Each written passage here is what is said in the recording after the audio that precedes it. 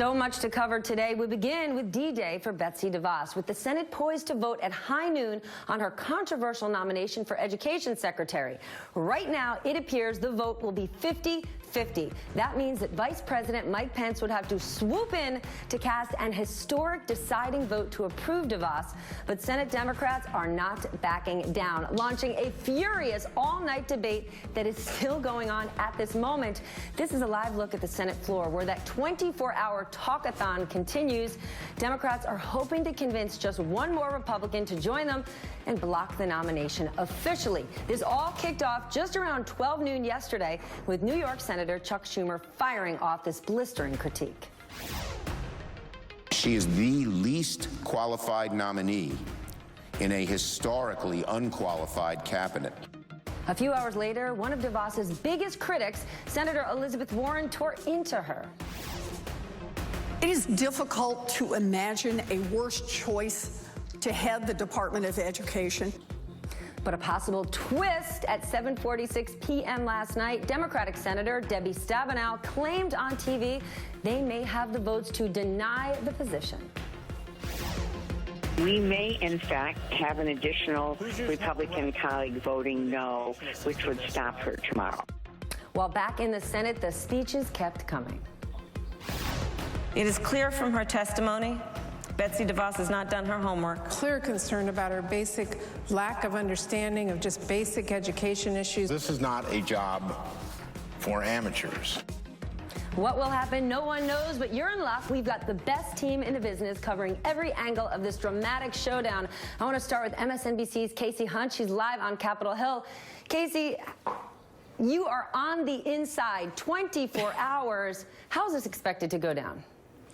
Well, Steph, you do have this new piece of information from Debbie Stabenow that she kind of threw out there late last night. We have been talking to senators who we thought might flip on this for the course of the last 3 or 4 days up here on Capitol Hill. And from what we can tell, our reporting shows that this count is still standing at 50-50. We've talked to a number of Democrats from Republicans from more moderate states, or states where there might be one Democrat, one Republican senator, places like North Dakota, for example.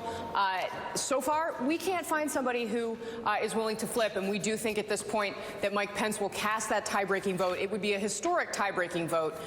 No vice president's ever broken a tie on a cabinet nomination before, according to the Senate historian. But that said, public pressure like this sometimes has unpredictable consequences, and so we will be continuing to talk to members this morning to try and see if there is somebody else. But of course, Donald Trump also weighing in on this. He tweeted today, Senate Dems protest to keep the failed status quo. Betsy DeVoss is a reformer, and she's going to be a great education secretary for our kids. Now, of course, the reason she's having so much trouble, it's a mix of things. Democrats are opposing almost in a blanket way Donald Trump's cabinet nominees at this point. That's related to kind of the political temperature and what we've been talking about with the immigration executive order.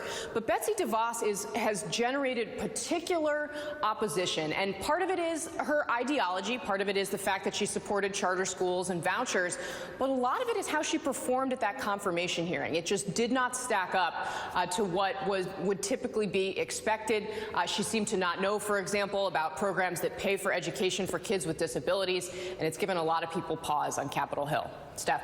All right, I want to break this down with our spectacular panel today. MSNBC contributor and Republican strategist Steve Schmidt, and Jason Johnson, politics editor at TheRoot.com and politics and journalism professor at Morgan State University. Good morning, gentlemen. Good morning. Good morning. Steve, let's start with you. How much pressure are Republicans under here to move their vote? Not just this 24-hour talkathon, but we've heard their phone lines are filled. You can't even get through to some of them, with so many of their constituents calling and saying, I don't want this woman. Look, tremendous amount of pressure, but this is a litmus test.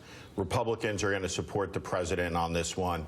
They're not going to take a walk. Though, when you look at her testimony, she was clearly not competent to the task. And so Democrats have a point when they say, you know, this is just a person who's not qualified for the job. But no Republican's going to lose their job in 2 years' time because they voted for Betsy DeVoss. So this will pass. And what does it mean for Democrats, given how outspoken they've been, this 24-hour show?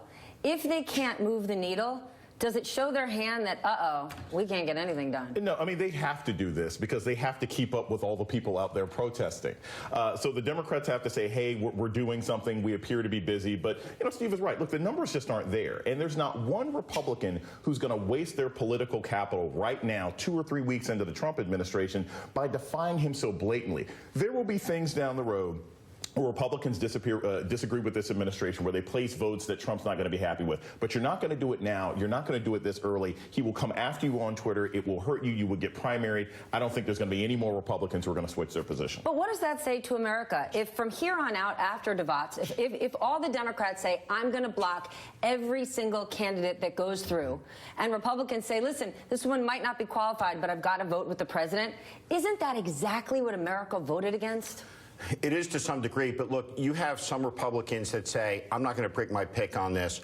I'm really concerned with the president's comments with Vladimir Putin. I'm not going to try to boil the ocean. I'm going to hold my fire for national security issues, for issues that are core to the security of the American people, national security issues.